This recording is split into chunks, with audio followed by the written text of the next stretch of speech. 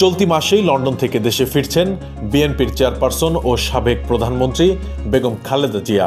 কাতারে একটি বিশেষ এয়ার অ্যাম্বুলেন্সে করে তাকে দেশে ফেরানোর প্রস্তুতি চলছে। শুধু খালেদা জিয়া নন, সঙ্গে আসবেন তার 2 পুত্রবধূও, যা বিএনপির নেতাকর্মীদের জন্য দারুণ খবর। তবে এখনই আসছেন না তারেক রহমান।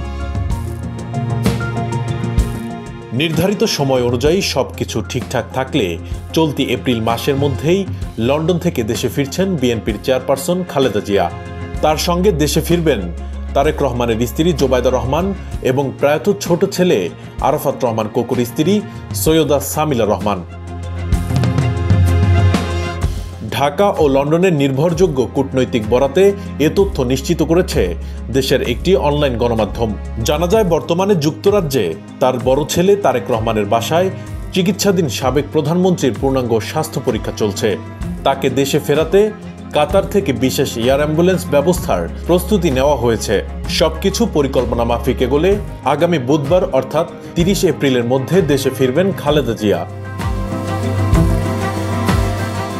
ঢাকার একটি কূটনৈতিক সূত্রে জানা যায়, সাবেক প্রধানমন্ত্রীকে দেশে ফেরাতে কাতারের বিশেষ এয়ার অ্যাম্বুলেন্স ব্যবস্থার জন্য গত সপ্তাহে বিএনপির মহাসচিব মির্জা ফখরুল ইসলাম আলমগীর অন্তর্বর্তী সরকারের পররাষ্ট্র উপদেষ্টা মোহাম্মদ তৌহিদ হোসেনের কাছে চিঠি পাঠান। চিঠিতে উল্লেখ করা হয়, সাবেক প্রধানমন্ত্রী খালেদা জিয়া বর্তমানে উন্নত চিকিৎসায় লন্ডনে অবস্থান করছেন, তবে শারীরিকভাবে স্থিতিশীল হলেও পুরোপুরি ঝুঁকিমুক্ত নন।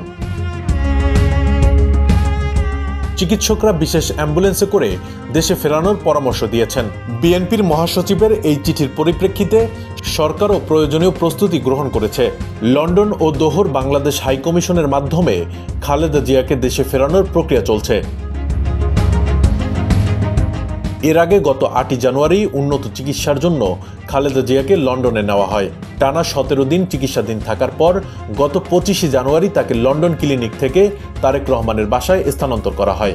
দীর্ঘ 6 বছরেরও বেশি সময় পর এবার পরিবারের সঙ্গে ঈদ উদযাপন করেছেন তিনি।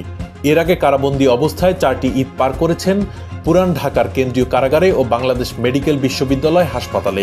দীর্ঘদিন ধরে লিভার সিরোসিস, কিডনি, হৃদরোগ, ডায়াবেটিস, আর্থ্রাইটিস আরও নানা জটিলতায় ভুগছেন খালেদা জিয়া।